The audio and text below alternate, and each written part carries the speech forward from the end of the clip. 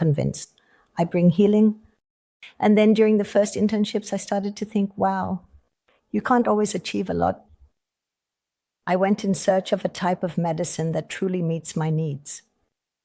A patient comes because he has back pain, and then he gets a painkiller for that. But why back pain? Well, of course, you look at that. Then there's a mister, and then he has a herniated disc. But how did he end up with this herniated disc? I feel like we are in challenging times. From the corona period, I have to honestly say that a lot has changed significantly.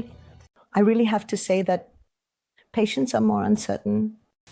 Dr. Petra Golovic has been running her renowned practice in Graz for almost 30 years. And she worked for a long time at the Hansa Private Clinic. As an expert in conventional medicine, homeopathy, and acupuncture, she attracts patients from all over Europe.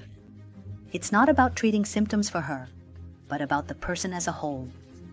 She practices modern medicine with heart and mind.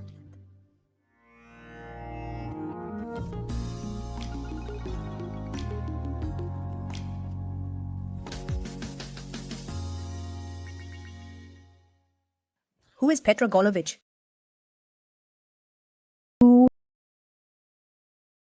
First and foremost, a doctor.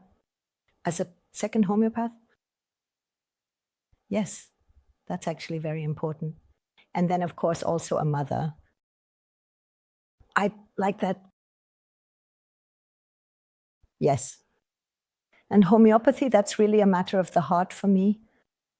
Time. Now, for many, many years. I think it's been 35 years now. Why did you actually become a doctor?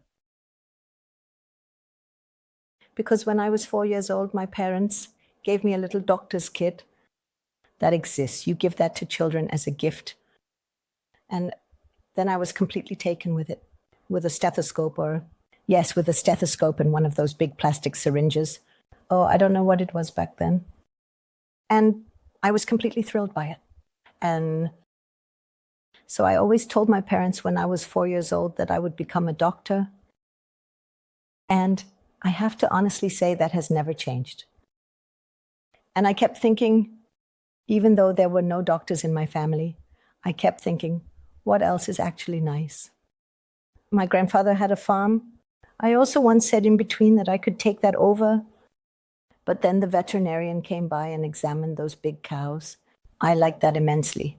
Then I told my parents, I'm not going to be a farmer, I'm going to be a veterinarian. And then the year before graduation, I went along with the veterinarian in the summer. And I thought that was great, so I did an internship with him.